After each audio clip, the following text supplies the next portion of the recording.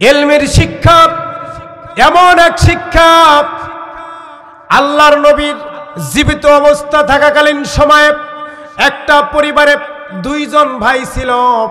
একজন ভাই ছিল তালবে ইলম, দ্বীনি ইলম শিক্ষা করত, আর একজন ভাই ছিল পেশাজীবী কাজকাম করত।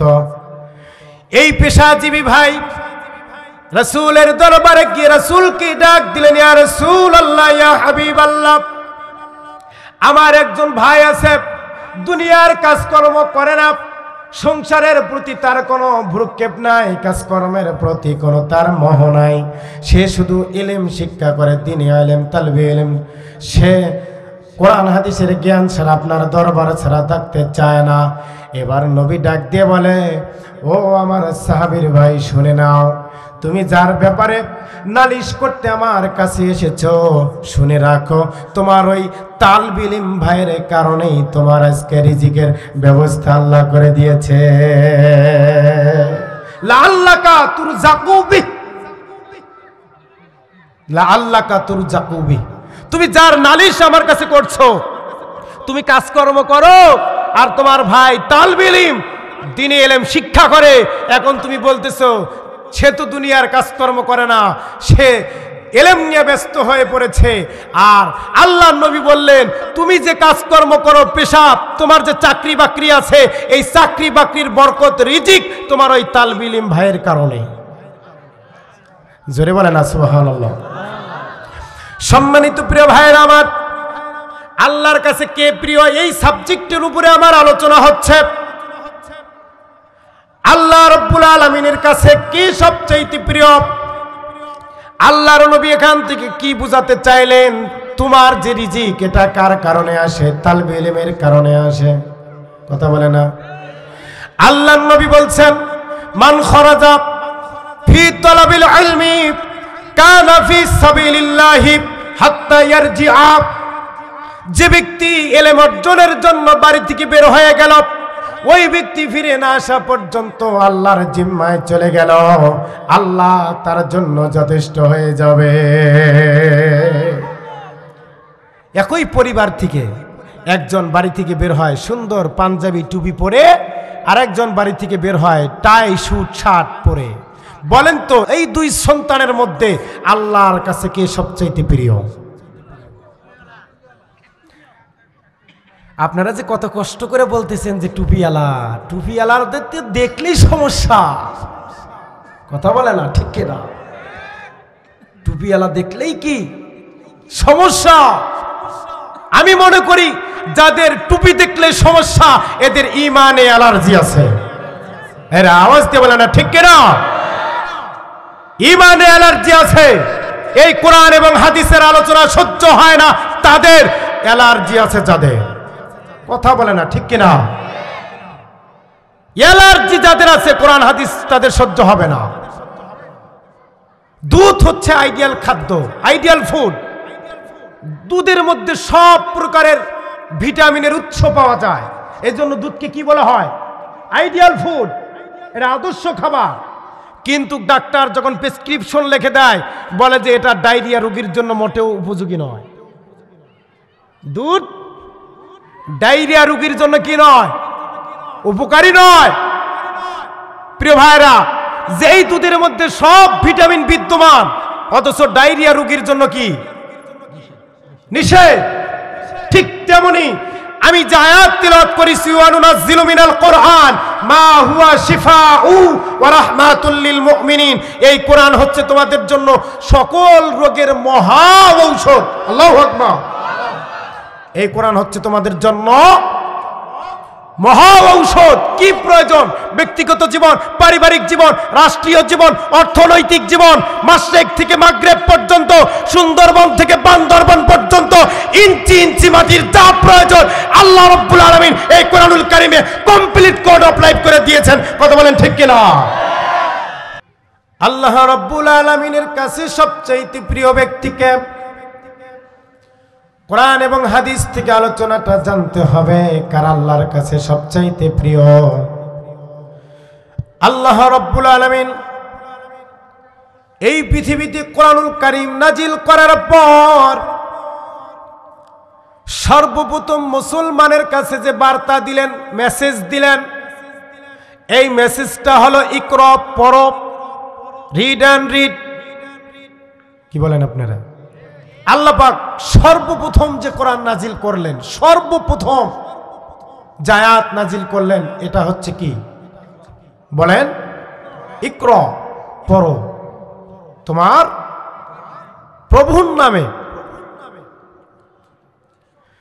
পড়ো তোমার প্রভুর নামে। সর্বপ্রথম মুসলমানদের কাছে বার্তা এলো পড়ো। এই পড়া থেকে আমার আলোচনা শুরু হবে। আজকে আমরা মুসলমান সেজে বসে আছি, আল্লাহর কাছে কি সবচাইতে দামি, কে সবচাইতে ঘৃণিত, এটা জাস্টিফাই করি না। আল্লাহর নবী, বিশ্ব নবী হাদিসের মাধ্যমে জানায় দিয়েছেন, ও আমার উম্মতেরা, খায়রুকুম মান তাআল্লামাল কুরআনা ওয়া আল্লামা, আমার উম্মতের মধ্যে সবচাইতে গ্রহণযোগ্য মর্যাদাবান উম্মত হচ্ছে ওই ব্যক্তি যে কোরআন শেখে এবং অপরকে শিখায়। তার মতন সম্মানিত বান্দা, সম্মানিত উম্মত আর আমার উম্মতের মধ্যে কেউ না।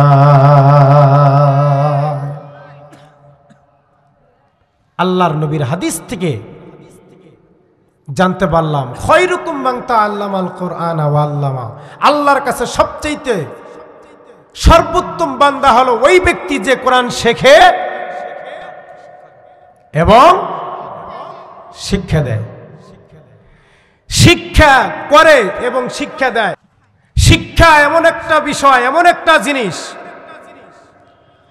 ইসলাম থেকে শিক্ষাকে কোনোদিনও আলাদা করা যাবে না। যাবে? কারণ ইসলামের প্রতিটি বিভাগে বিভাগে, প্রত্যেকটা সেক্টরে সেক্টরে শিক্ষা বিদ্যমান। এই জন্য আমি বলি, যার ভিতরে শিক্ষা নাই, যার শিক্ষা নাই, এই ব্যক্তির দ্বারা পরিপূর্ণ ইসলাম মানা সম্ভব নয়। যার ভিতরে কি নাই? ইলম নাই, শিক্ষা নাই, এই ব্যক্তির দ্বারা পরিপূর্ণ ইসলাম মানা সম্ভব নয়। সম্মানিত প্রিয় ভাইরা আমার, শিক্ষা এমন একটা মারাত্মক বিষয়, যার ভিতরে শিক্ষা নাই, যার ভিতরে কোরআন হাদিসের জ্ঞান নাই, আল্লাহর নবী, বিশ্ব নবী বলছেন, ইন্নাল্লাযী লাইসা ফি জাওফিহি শাইউম মিনাল কুরআনি কাল বাইতিল খরিব। আল্লাহর নবী বলছেন, যার ভিতরে জ্ঞান নাই, যার ভিতরে কোরআন নাই, ওই ব্যক্তির কলবটা হলো উজাড় গৃহের মতন, শূন্য গৃহের মতন। যার ভিতরে শিক্ষা নাই, তার ভিতরে কিচ্ছু নাই। তার মানে যার শিক্ষা নাই, ওই ব্যক্তির সাথে পশুর যদি তুলনা করি কম হবে না। কথা বলেন ঠিক কিনা? যার ভিতরে শিক্ষা নাই, যার ভিতরে আলো নাই, ওই ব্যক্তি তো ইসলাম পরিপূর্ণ মানতে পারবে না, তার বিবেকটাকে কাজে লাগাইতে পারবে না, ভালো মন্দ জাস্টিফাই করতে পারবে না। কথা বলে না ঠিক কিনা? এই জন্য প্রিয় ভাইরা আমার, শিক্ষা ছাড়া ব্যক্তিগত জীবন, সামাজিক জীবন, রাষ্ট্রীয় জীবন, অর্থনৈতিক জীবন, রাজনৈতিক জীবন, কোন জীবনেই সত্যিকার অর্থে ইসলাম পালন করা সম্ভব নয়। ইসলাম ছাড়া, শিক্ষা ছাড়া কোন ব্যক্তিগত জীবন, সামাজিক জীবন, রাষ্ট্রীয় জীবন, অর্থনৈতিক জীবন, রাজনৈতিক জীবন, যে জীবনই বলেন না কেন, কোন জীবনেই ইসলামের সত্যিকার অর্থে যথাযথভাবে পালন করা সম্ভব নয়। আর এই শিক্ষা, আমাদের দেশে শিক্ষা যেহেতু দুই ধরনের শিক্ষা ব্যবস্থা চালু। কয় ধরনের? জোরে বলেন, কয় ধরনের? এক হচ্ছে ইলমে দ্বীন, ইলমে দুনিয়া, ধর্মীয় শিক্ষা, পার্থিব জাগতিক শিক্ষা। কথা বলে না ঠিক কিনা? প্রিয় ভাইয়েরা আমার, আপনারা প্রশ্ন করতে পারেন, হুজুর আলোচনাটা খুব ক্লিয়ার করে বলবেন। আমাদের দেশে যেহেতু দুই ধরনের শিক্ষা ব্যবস্থা চালু রয়েছে, এখন আল্লাহর কাছে কে সবচেয়ে প্রিয়? আল্লাহর নবীর হাদিস দ্বারা কি বোঝা গেল? যে কোরআন শেখে এবং অপরকে শিখায়, এই ব্যক্তি কি আল্লাহর কাছে প্রিয়। আল্লাহর কাছে প্রিয়, খুব ভালো করে বুঝবেন। তাহলে দুই ধরনের শিক্ষা ব্যবস্থা, একটা হলো ধর্মীয় শিক্ষা আর একটা হলো পার্থিব শিক্ষা। এখন আমাদের কর্তব্য কি হুজুর? আমরা যারা বাবা, যারা গার্জিয়ান, আমাদের প্রজন্মকে, আমাদের ভবিষ্যৎ সন্তানগুলোকে কোন শিক্ষায় শিক্ষিত বানালে আল্লাহর কাছে প্রিয় বানানো যাবে, আল্লাহর কাছে সম্মানিত বানানো যাবে হুজুর? এটা বিষয়টা একটু ক্লিয়ার করে বলেন। কারণ বর্তমান সমাজে এমন কিছু মানুষ আছে যারা ইলমের শিক্ষা, তালবে ইলমের শিক্ষা, কোরআন হাদিসের শিক্ষার প্রতি কোনো ভ্রুক্ষেপ নাই। পাটায় কেজিতে বানাবে বেজি, বড় হয়া করবে বড় বড় মাস্তানি। কথা বলেন ঠিক কিনা? বর্তমান সমাজে কিছু কিছু মানুষ কোরআনকে, ইসলামের শিক্ষাকে বৃদ্ধাঙ্গুলি দেখায়। কথা বলে না ঠিক কিনা? বলে যে মাদ্রাসায় পড়াশোনা করলে ভিক্ষা করে খাইতে হবে। এমন কথা বলে কি বলে না? আপনি কার কাছে প্রিয় হবেন? এই দুনিয়ার সবার কাছে যদি আপনি প্রিয় হন, আমার কোনো যায় আসে না। যদি আল্লাহর কাছে আপনি প্রিয় না হতে পারেন, আল্লাহর কাছে চাইরানার মূল্য আপনার নাই। কথা যদি বুঝে থাকেন বলেন ঠিক কিনা? একটা উদাহরণ দেই। আপনাদের এদিকে বিয়ে হয়, বিয়ে হয়। বিয়ে যখন হয়, কনেকে যখন সাজানো হয়, কন্যা কনেকে যখন সাজানো হয় বিউটি পার্লারে নিয়ে, সর্বোচ্চ সাজানোর পর এবার বান্ধবীরা বলতেছে, ও বান্ধবীরে, এই রে সর্বনাশ, তোর চেহারা ছিল কি আর হলো কি? আজকে তোর জন্য তো বল্টু ফিদা। কথা বলে না ঠিক কিনা? তোর জন্য বল্টু কি ফিদা, পাগল হয়ে যাবে। এখন যে বান্ধবীর বিয়া, ওই বান্ধবী বলতেছে, দোস্তরে, তোরা যদি সারা পৃথিবীর বান্ধবীরা এসে আমাকে সুন্দরী বলো আর প্রশংসা করো, এই সুন্দর প্রশংসার কোনো দাম নাই। আমার জন্য যে বল্টু অপেক্ষা করতেছে, ওই বল্টু যদি বলে যে তুমি সবচেয়ে বেশি সুন্দরী, এটাই আমার জন্য সাকসেসফুল। কথা বলে না ঠিক কিনা? এখন হুজুর কি বুঝাইলেন? আপনাকে সবাই ভালো বলে, এত সুন্দর ভালো মানুষ, এই ভালোর কোনো দাম আছে? কথা বলে না, ভালোর কোনো দাম আছে? ভালো হতে হবে কার কাছে? আওয়াজ দিয়ে বলে না, ভালো হতে হবে কার কাছে? আলোচনা বুঝতেছেন প্রিয় ভাইয়েরা আমার? তাহলে আমরা বাবা সন্তানদের শিক্ষার কোন শিক্ষায় শিক্ষিত করলে আল্লাহর কাছে সবচাইতে প্রিয় হওয়া যাবে? শিক্ষা ব্যবস্থা কয়টা? ধর্মীয় শিক্ষা, পার্থিব শিক্ষা, জাগতিক শিক্ষা। এই পৃথিবীতে মানুষ কি চায়? সম্মান, মর্যাদা। কথা বলে না, সম্মান আর মর্যাদা চায়। আর এই সম্মান মর্যাদা আসে দুইটা কারণে। কয়টা কারণে? সম্মান মর্যাদা আসে কয়টা কারণে? আপনারা আলোচনা বুঝতেছেন না মনে হয়। আপনারা আছেন? কারণবাসী আছেন আপনারা? এই পৃথিবীতে আপনি কি চান? আপনার কি দরকার? মানুষ কি চায়? যদি আপনাকে প্রশ্ন করা হয় আপনি কি চান, বলে আমি একটু সম্মান চাই, মর্যাদা চাই। কথা বলে না ঠিক কিনা? এই সম্মান আর মর্যাদা সে দুই কারণে।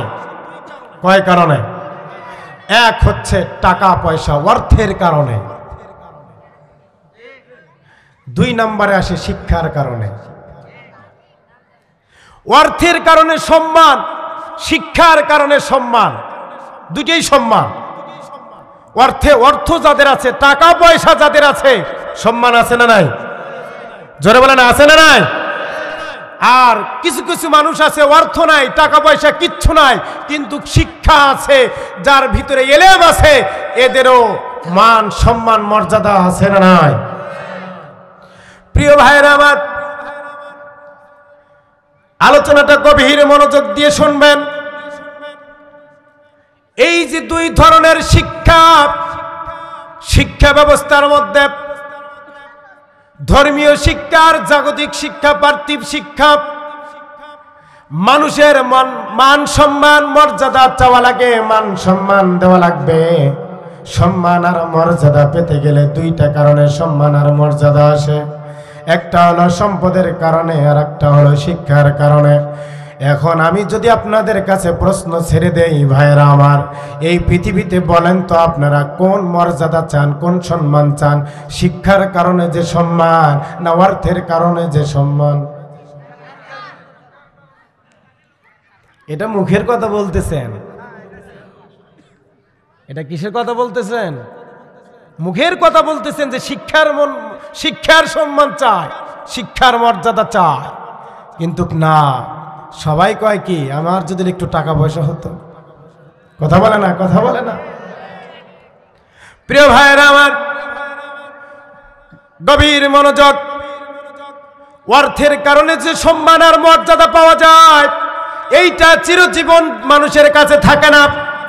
টাকা পয়সা যতদিন থাকে, সম্মানও ততদিন থাকে। টাকা পয়সা যেদিন থেকে শেষ, তোমার সম্মান মর্যাদাও, কথা বলে না, ঠিক কিনা? এই জন্য কবি বলেছেন, নদীর কুল ভাঙে ও কুল করে, এই তো নদীর খেলা, সকাল বেলার ধনী রে তুই, ফকির সন্ধ্যাবেলা। আজকে ফুলের মালা, কালকে জুতের মালা, এটাই দুনিয়ার খেলা, কথা বলে না, ঠিক কিনা? আজকে ফুলের মালা, কালকে জুতার মালা। এমন চিত্র বাংলাদেশে দেখা গিয়েছে কি যায় নয়? জোরে বলে না, গেছে কি যায় নয়? সম্পত্তি বা বাহাদুরি করবেন না, কারণ সম্পদ যে কোনো সময় ছিনিয়ে নিতে পারে। এটা নিয়ে বাহাদুরি যারা করবে, তাকাব্বুরি যারা করবে, সম্পদ তো দিয়েছে আল্লাহ ফেরাউনকে, নমরুদকে, কারুনকে, কথা বলে না, ঠিক কিনা? আজকে ফেরাউনের নাম শুনলে মানুষ লজ্জা পায়, আবু জেহেলের নাম শুনলে মানুষ লজ্জা পায়। আবু জেহেলের নামের নাম আছে নাকি? আছে? পৃথিবীতে তারা ছিল সম্পদওয়ালা, কথা বলে না, ঠিক কিনা? আল্লাহ রাব্বুল আলামিন বলছেন, মা আগনা আন্নি মালিয়া হালাকা আন্নি সুলতানিয়া। আল্লাহু আকবার। আল্লাহ রাব্বুল আলামিন বলছেন, বান্দারে, সেই দিন কিয়ামতের ময়দানে সম্পদ কোনো উপকারে আসবে না, অর্থ কোনো উপকারে আসবে না, ক্ষমতা কোনো উপকারে আসবে না। সেই দিন মানুষগুলো বলবে, হায় হায়, আমার সম্পদ কোথায় গেল, অর্থ কোথায় গেল, আমার এত শক্তি কোথায় গেল, কিচ্ছু কাজে আসবে না।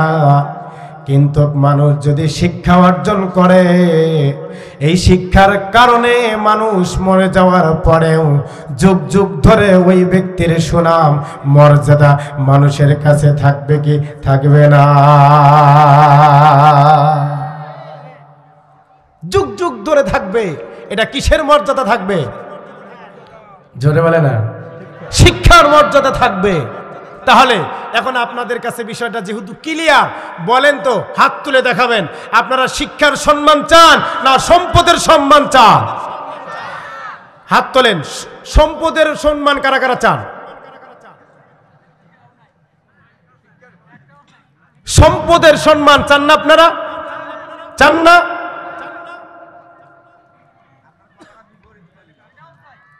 এবার হাত তোলেন দেখি, শিক্ষার সম্মান কারা কারা চান?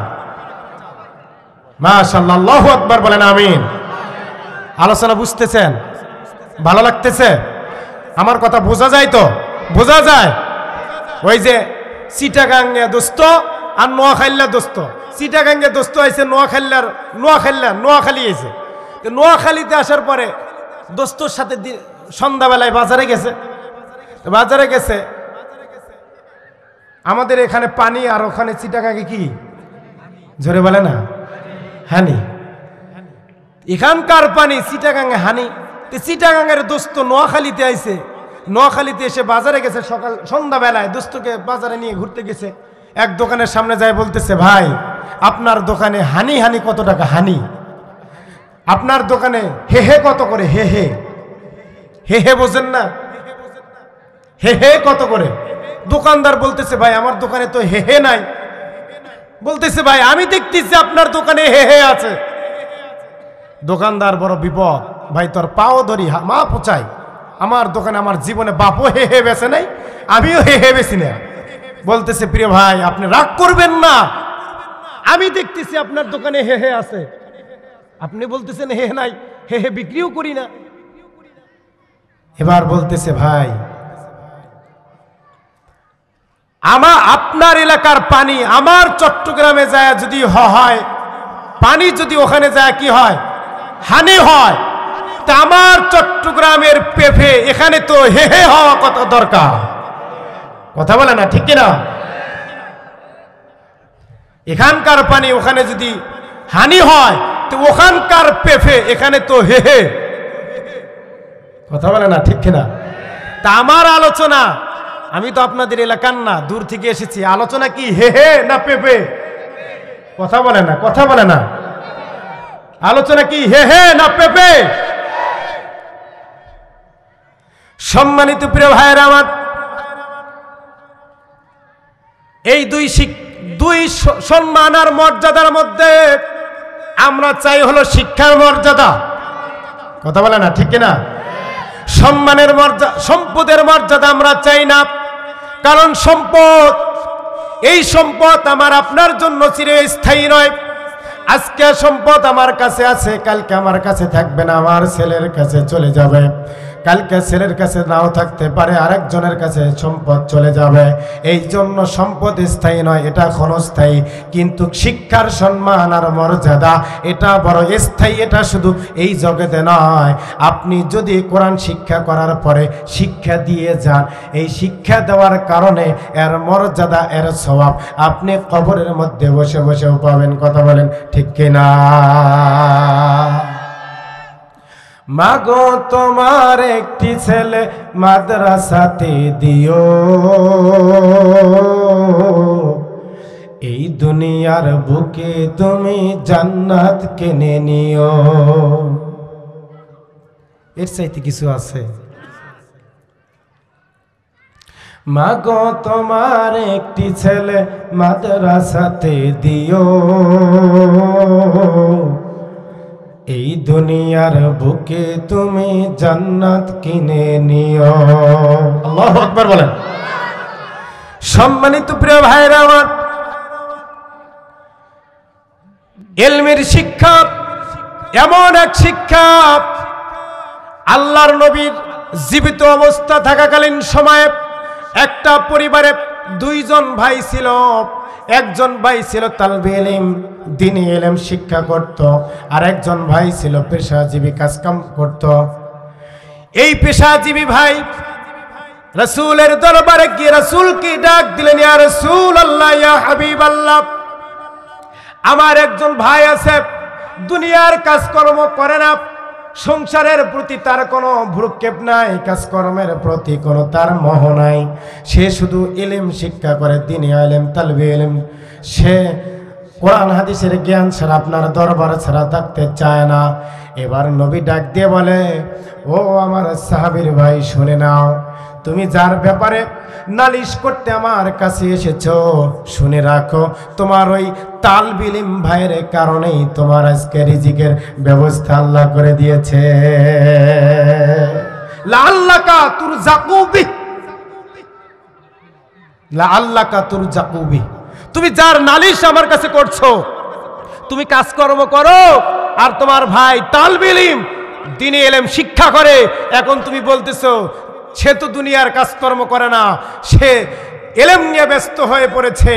আর আল্লাহর নবী বললেন, তুমি যে কাজকর্ম করো, পেশা, তোমার যে চাকরি বাকরি আছে, এই চাকরি বাকরির বরকত, রিজিক তোমার ওই তালবে ইলম ভাইয়ের কারণে। জোরে বলেন না সুবহানাল্লাহ। সম্মানিত প্রিয় ভাইয়েরা আমার, আল্লাহর কাছে কে প্রিয়, এই সাবজেক্টের উপরে আমার আলোচনা হচ্ছে। আল্লাহ রাব্বুল আলামিনের কাছে কে সবচেয়ে প্রিয়? আল্লাহর নবী এখান থেকে কি বুঝাতে চাইলেন? তোমার যে রিজিক, এটা কার কারণে আসে? তালবে ইলমের কারণে আসে। কথা বলে না? আল্লাহর নবী বলছেন, মান খরাজা ফি তালাবিল ইলমি কানা ফি সাবিলিল্লাহি হাত্তা ইয়ারজিআ। যে ব্যক্তি ইলম অর্জনের জন্য বাড়ি থেকে বের হয়ে গেল, ওই ব্যক্তি ফিরে না আসা পর্যন্ত আল্লাহর জিম্মায় চলে গেল, আল্লাহ তার জন্য যথেষ্ট হয়ে যাবে। একই পরিবার থেকে একজন বাড়ি থেকে বের হয় সুন্দর পাঞ্জাবি টুপি পরে, আর একজন বাড়ি থেকে বের হয় টাই স্যুট শার্ট পরে। বলেন তো, এই দুই সন্তানের মধ্যে আল্লাহর কাছে কে সবচাইতে প্রিয়? আপনারা যে কত কষ্ট করে বলতেছেন যে টুপিওয়ালার দেখলেই সমস্যা। কথা বলে না, ঠিক কিনা? টুপিওয়ালা দেখলেই কি সমস্যা? আমি মনে করি যাদের টুপি দেখলে সমস্যা, এদের ঈমানে অ্যালার্জি আছে। এরা আওয়াজ দিয়ে বলে না, ঠিক কিনা? ঈমানে অ্যালার্জি আছে। এই কোরআন এবং হাদিসের আলোচনা সহ্য হয় না, তাদের অ্যালার্জি আছে। যাদের, কথা বলে না, ঠিক কিনা? অ্যালার্জি যাদের আছে, কোরআন হাদিস তাদের সহ্য হবে না। দুধ হচ্ছে আইডিয়াল খাদ্য, আইডিয়াল ফুড। দুধের মধ্যে সব প্রকারের ভিটামিনের উৎস পাওয়া যায়, এই জন্য দুধকে কি বলা হয়? Ideal food. এটা আদর্শ খাবার।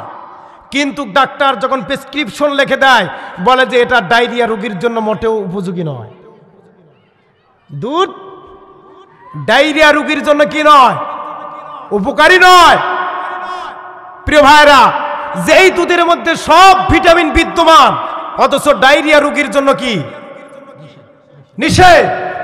ঠিক তেমনি আমি যে আয়াত তিলাওয়াত করেছি, ওয়া নুনাজ্জিলু মিনাল কোরআন মা হুয়া শিফাউ ওয়া রাহমাতুল লিল মুমিনিন, এই কোরআন হচ্ছে তোমাদের জন্য সকল রোগের মহা ঔষধ। আল্লাহু আকবার।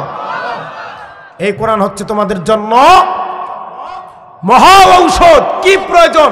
ব্যক্তিগত জীবন, পারিবারিক জীবন, রাষ্ট্রীয় জীবন, অর্থনৈতিক জীবন, মাশরিক থেকে মাগরিব পর্যন্ত, সুন্দরবন থেকে বান্দরবন পর্যন্ত ইঞ্চি ইঞ্চি মাটির যা প্রয়োজন আল্লাহ রাব্বুল আলামিন এই কোরআনুল কারীমে কমপ্লিট কোড অফ লাইফ করে দিয়েছেন। কথা বলেন ঠিক কিনা? প্রিয় ভাইরা, দুধের ভিটামিন সহ্য হয় না কার? ডায়রিয়া রোগীর জন্য। আল্লাহ রাব্বুল আলামিন কোরআনুল কারীম নাজিল করে জানায় দিল, ও বান্দা বান্দিরা, সব কিছুর মহা ঔষধ হচ্ছে এই কোরআন। এই কোরআন তোমাদের জন্য মহা ঔষধ। তোমাদের জীবনে যা প্রয়োজন সব কিছুকে আমি কোরআনের মধ্যে কমপ্লিট করে দিয়েছি। তোমাদের আর কারো কাছে কোনো জিনিস চাওয়ার দরকার নাই। এখন যদি এই কোরআন থেকে ঔষধ নিতে যায়, কোরআন থেকে ঔষধ নিতে পারে সবাই, শুধু পারে না তারা অ্যালার্জিওয়ালা আলারা। অ্যালার্জি যাদের আছে, কোরআন থেকে ঔষধ নিতে পারে। কথা বলে না, কথা বলে না।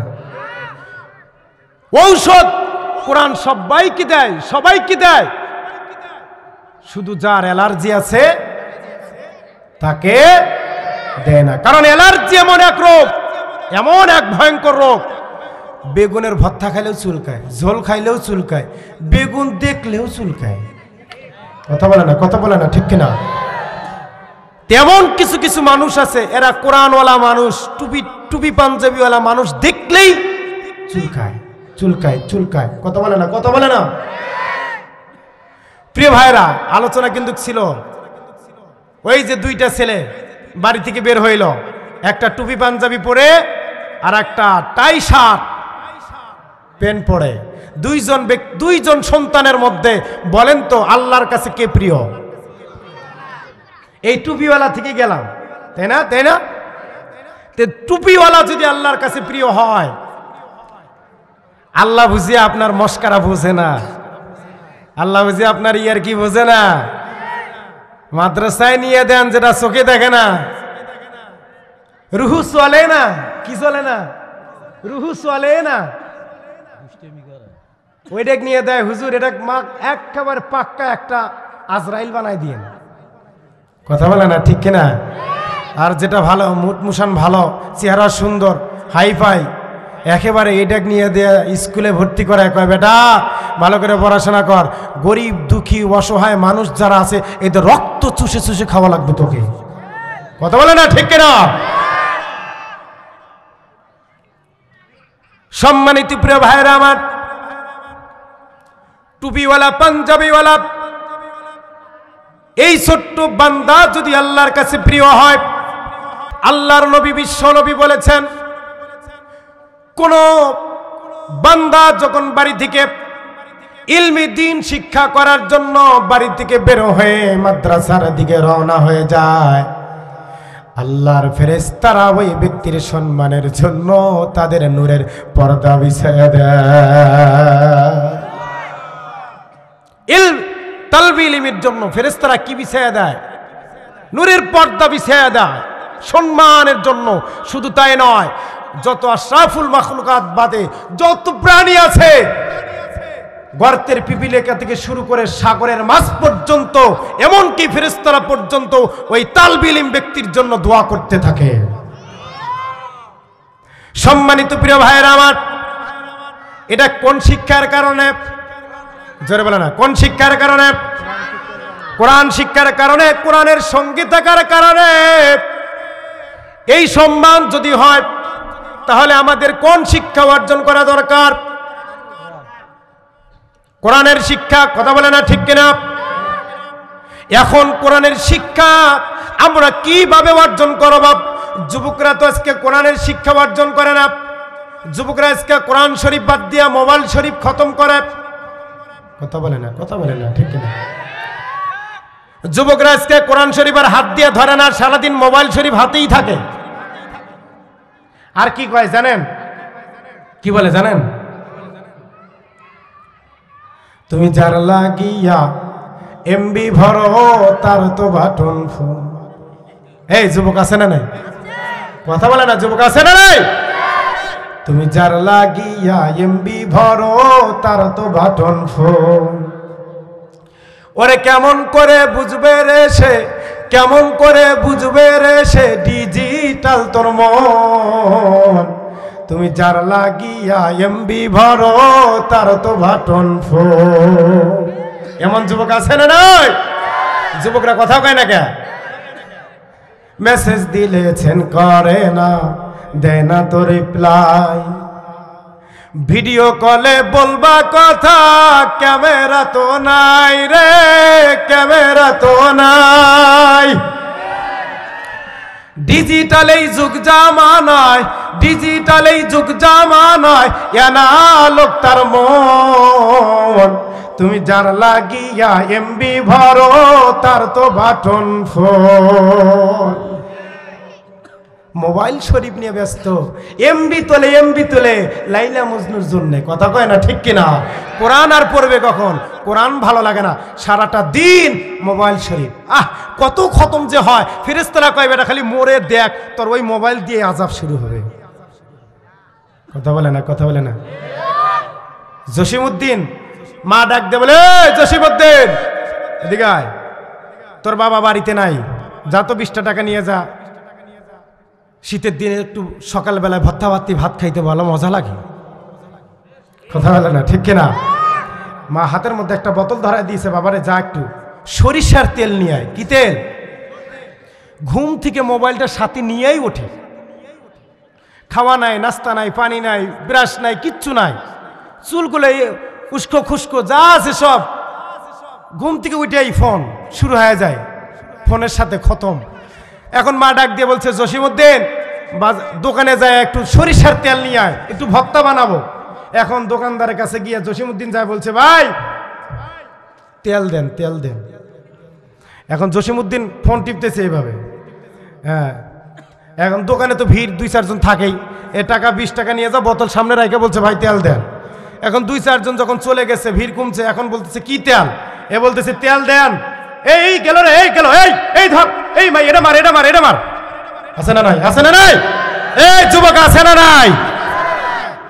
দোকানদার বলতেছে আমি বলি কি তেল, কি তেল? ও কয় মার মার মার, গেল গেল। এখন ওই দোকানদার চালাকি কইরা সরিষার তেলের বোতলের ভিতরে কেরোসিন, সয়াবিন, পেট্রোল, অকটেন যা আছে দোকানে সব একটু মিশাইয়া 20 টাকার তেল মিল করে বাড়িতে পাঠায় দিয়েছে। জসিম উদ্দিন তো আর দেখে নাই কি তেল কি দেয়, দিক বোতলটা নিয়ে হাতের নিচে ফালাইয়া আর ফের শুরু হয়েছে, আর ফের কি শুরু হয়েছে। এবার তেলের বোতল নিয়ে যায় বাড়িতে, মা বলছে মা ধরো তেল। এখন মায়ে সুন্দর করে তেল যখন কড়ার মধ্যে ঢালবে বা ভর্তা বানানোর জন্য আলু ভর্তার মধ্যে দিবে, এমন সময় যে কেরোসিনের তেলের গন্ধ চলে আসছে, জসিমকে বলতেছে এ বেটা কি তেল আনছিস? কে তুমি না তেল আনতে বললাম? আমি তো তেল চাইছি, দোকানদারকে তেল চাইছি, তেল দিছে। এখন কি তেল দিছে, কেমন তেল দিছে এটা তো আর আমি জানি না। এরকম পাগলা মেন্টাল কিছু সন্তান আমাদের সমাজে আছে না নাই? আসতে বললে হবে না, আরো জোরে বলা লাগবে, আছে না নাই? এরা ফোন নিয়ে ব্যস্ত, কোরআন শিখবে কিভাবে? এরা রাস্তায় চললে মুরব্বীদের সালাম দেয় না, কালাম নাই, কথা নাই, ভদ্রতা নাই। এরা সমাজের উচ্ছৃঙ্খল বকাটে ছেলে, এদের দ্বারা ইসলাম প্রতিষ্ঠা হবে না। সম্মানিত প্রিয় ভাইয়েরা আমার, এই কোরআনওয়ালা যদি আল্লাহর কাছে সবচেয়ে বেশি প্রিয় হয়, সবচেয়ে বেশি মর্যাদাবান হয়, এই কোরআন থেকে যদি আমল করতে না পারে, আমাদের সমাজ থেকে কঠিন কালেও পাপ দূর হবে না। কথা বলেন ঠিক ঠিক কিনা? কোরআন থেকে যতক্ষণ পর্যন্ত আমল চালু না হবে, কোরআন থেকে যতক্ষণ পর্যন্ত কাজ শুরু না হবে, ততদিন পর্যন্ত পাপের দরজা বন্ধ। বলেন তো বর্তমান সমাজে শান্তি নেওয়া শান্তি? মুসলমান জোরে বলেন শান্তি নেওয়া শান্তি? অশান্তি কি কারণে? কোরআন থাকার কারণে তো শান্তি থাকার কথা। আজকে কোরআন থাকার পরেও সমাজে শান্তি না থাকার কারণ হলো কোরআনের আমল সমাজে বাস্তবায়ন নাই। কোরআনের আমল যদি বাস্তবায়ন হতো, কোরআন যদি মানত মানুষ, ঘুম থেকে ওঠার পর থেকে ঘুমানো পর্যন্ত যদি মানুষ কোরআন মেনে চলতো, সমাজের মধ্যে অশান্তি নামক জিনিস ভারতে পালায়া গেত। কথা বলে না ঠিক কিনা? সম্মানিত প্রিয় ভাইয়ের আমার, গভীর মনোযোগ। এই কোরআন মানলে কি হবে? কোরআনের সাথে সম্পর্ক থাকলে কি হবে? খুব ভালো করে মনোযোগ লাগান। আমরা সবাই মারা যাব, কেউ দুনিয়ার জীবনে বেঁচে থাকবো না। থাকবেন কেউ? জোরে বলে না, থাকবেন কেউ? 6 দিন পরে নখ খসে যাবে, 9 দিন পরে চুল, আছে না? 6 দিন পরে নখ খসে যাবে, 9 দিন পরে চুল। কবর গাহের সামান নিতে কইর না কেউ ভুল। কবর জায়গা ভালো নয়, কবর জায়গা ভালো নয়। আমল দিয়ে কবর গৃহ সাজিয়ে নিতে হয়। আমল দিয়ে কবর গৃহ সাজিয়ে নিতে হয়। সম্মানিত প্রিয় ভাইরা আমার, এই দুনিয়াতে যেহেতু কেউ থাকবো না, সবাই মারা যাব। মরে যাওয়ার পর আমাদের গোরস্থানটা, কবরস্থানটা, কবরটা কেমন হবে? যারা কোরআনওয়ালা মানুষ ছিল তাদের কবরটা কেমন হবে? একটা হাদিস বলে যায়, যারা কোরআন দুনিয়াতে মানবে, কোরআন শিখবে, কোরআন মতো জীবন পরিচালনা করবে, ওই ব্যক্তি ইন্তেকালের পরে, মরে যাওয়ার পরে ওই ব্যক্তির কবরের মধ্যে লাশ পাওয়া যাবে না। সুবহানাল্লাহ বলবেন না? কবরে কি পাওয়া যাবে না? লাশ পাওয়া যাবে না। ফেরেশতারা প্রবেশ করবে, মুনকার নাকির প্রবেশ করার পরে দেখবে কবরের মধ্যে লাশ নাই। ওই কবরের মধ্যে একটা কর্নারের মধ্যে সবুজ আকৃতির একটা পাখি 2টি ডানা মেলে আরামসে ঘুমায় আছে।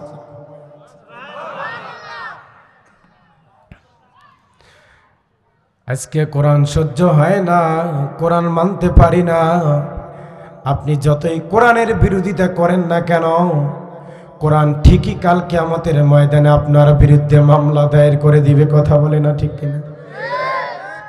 আল্লাহ পাক রব্বুল আলামিন বলছেন, وقال الرسول يا رب إن قومي اتخذوا هذا القرآن مهجورا।